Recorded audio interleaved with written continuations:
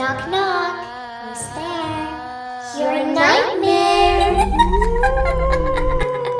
আপনি এখন আছেন ভয়েস অফ ট্যানিশ ইউটিউব চ্যানেলে। সাথে আমি আছি ট্যানিশ মুর্মু। এখানে ভূতের গল্প নয়, ভূতের সত্যি কাহিনীগুলো তুলে ধরা হয়। তাহলে চলুন একসাথে অন্য এক জগতে যাওয়া যাক।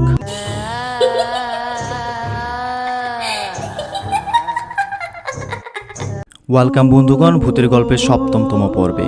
আজকে যে ঘটনাটি আপনার সাথে শেয়ার করব সেটি সম্পূর্ণ একটি সত্য ঘটনা। আমার নাম প্রিন্স, মিরপুরে থাকি। আমার ভূতের কাহিনীই ভালো লাগে, তাই আমিও একটা গল্প পাঠালাম। আশা করি সবার ভালো লাগবে। আমাদের গ্রামেরও অনেক দিন আগের ঘটনা, প্রায় 18 থেকে 20 বছর। গ্রামে অনেক বেশি জিন সম্পর্কিত ঘটনা শোনা যায়। আমি এটা শুনেছি আমার বড় ফুফুর কাছ থেকে। এবার ঘটনাটা বলি। আমাদের বাড়ি থেকে ৬-৭টা বাড়ি পরেই আমাদের পরিচিত আব্দুল লতিফ সাহেবের বাড়ি। তখন উনি জোয়ান ছিলেন। উনি প্রায় অনেক রাত করে বাড়ি ফিরতেন। তো এমন একদিন উনি প্রায় রাত 12টার দিকে বাজার থেকে বাড়ি ফিরছিলেন। গ্রামে তো এক এক দিন এক এক জায়গায় হাট বসে। ওই দিনের হাটটা কিছুটা দূরে ছিল, আর সেদিন প্রায় শেষ পর্যন্ত হাটে ছিলেন তিনি। তারপর আবার বন্ধুদের সাথে আড্ডা দিয়ে একা বাড়ি ফিরছিলেন। দেরি হওয়ায় ভাবলেন শর্টকাট রাস্তা দিয়ে যাবেন। সে পথে একটা বড় বাঁশঝাড় পড়ে। রাতের বেলা ওখানে অদ্ভুত অনেক কিছু ঘটে বলে সাধারণত কেউ ওই পথে যেত না। উনিও সেসব জানতেন, তা ওই দিন যাচ্ছিলেন। সেদিন কিছুটা পূর্ণিমা ছিল। তো উনি যখন বাঁশঝাড়ে প্রবেশ করেন, হঠাৎ ঝাড়ের দক্ষিণ দিক থেকে একটা হাওয়া এসে গায়ে লাগে।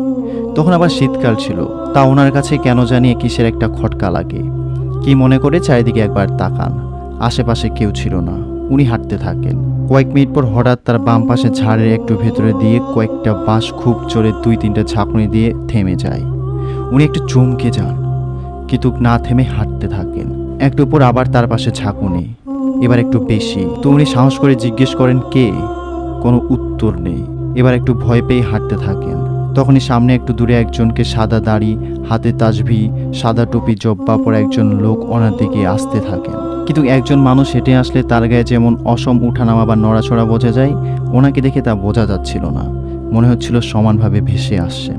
পাখি মাটিতে ছিল কিনা তাও বোঝা যাচ্ছিল না। কাছে আসতে দেখলেন আসলে ভাসমান। এমনটা দেখেই ভয়ে ওখানেই থমকে দাঁড়িয়ে যান। লোকটি কাছে এসে বললেন, তুই এই পথে আর কোনোদিন যাবি না। এখানে অনেক খারাপ জিন থাকে। এরপর আর কোনোদিন গেলে তোর অনেক ক্ষতি হয়ে যেতে পারে।